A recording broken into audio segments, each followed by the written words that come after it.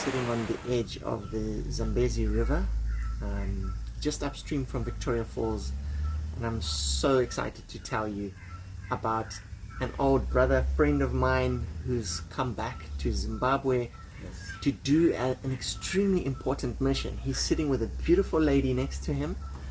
Her name is Sarah. This is Takura Nyamufukudza. We were at school together. Takura's been in Lansing, Michigan, Yeah, that's it. for the last 30 years? 20 years? Close to, yeah. Close to 30 years. Yeah. We're getting old. Well, he doesn't look any different to when we were at school together, but we were at the best school in the country, St. George's College. But he's come out from the US to ask the future Mrs. Nyamufukudza to be his wife, and she said yes. Super exciting. Yes. Congratulations to you both. Well done, and thank you for bringing her to Zimbabwe to show her this incredible place. Now, we've been privileged. Suzanne behind the camera there has been arranging most of your trip for you. We're also grateful to Yvonne Mtengwa, who brought us back together and reunited it.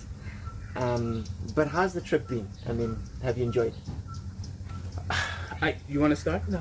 Okay. So, having been born here, I thought I knew everything that there was. And of course, I'm proud. And that's why I brought her back.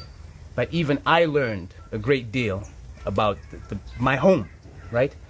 And having been to Vic Falls a long time ago, I didn't do as much as I did on this trip, but also sun and everything else aside, the folks, the team that you work with. I'm glad that we stayed where we did, because actually it just felt like an extension of home, right?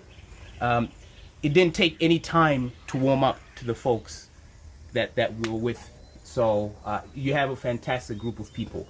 And even if we went to Alaska with these people, I think it would be just as great an experience. So Just colder. yes. So the weather just made it better, but I think it's the people. But amazing experiences. I've had a greater challenge sometimes planning a trip to the grocery store. So I may be reaching out to Suzanne to help me plan a trip to the bathroom. That's how good she was. Seamless. It was fantastic. Yes. Now you know how I've managed to stay kind of semi-okay because I have That's a wife right. like that, right? Keeps you sorted, yeah. She keeps me sorted. And, obviously, you're traveling at a time amidst the global pandemic. We've just had a major setback in our part of the world. Right. With Omicron, I think we're calling it now. It seems to be the word on everybody's lips. But have you felt at all, unsafe during your travels? Did you feel the protocols were well implemented in the country from your arrival right through the lodges? Nowhere in Michigan, walking into a store anywhere else, have I been told I couldn't come in unless I used hand sanitizer like I did here. Everywhere that we went, without exception. Getting on the plane, crossing the border, leaving, walking. So actually, they're more stringent here. That's been my experience. And maybe that's why the numbers are like they are over there. And I feel like, unfortunately, we were being punished here in Africa and, SADC for being diligent and being honest. But anyway, I did not feel unsafe at all. People mask up more frequently here. People walking outside, right? Sunny like this, one person by themselves, right? So not just in large groups indoors, but people walking outside have been masked up. So actually, folks adhere to the protocols more here than we've experienced in Lansing. So absolutely not. The short answer is no. I'm sorry. The short answer is no. No, but it's great to have the long answer as well. And perceptions are so difficult when you sit here on the ground and you try and tell people out there. Maybe Sarah could bring you in because you're not originally from Zimbabwe. Did you have, obviously you've got an amazing Zimbabwean gentleman to chaperone you through, but at the same time, what were some of your fears and how have your perceptions changed now that you've been here? And maybe tell other people out there that it's not quite as scary as it might seem. Well, I didn't have any fears, honestly. I know how often the media and different narratives can shape the way people, especially in the U.S., see other parts of the world. But this has been wonderful.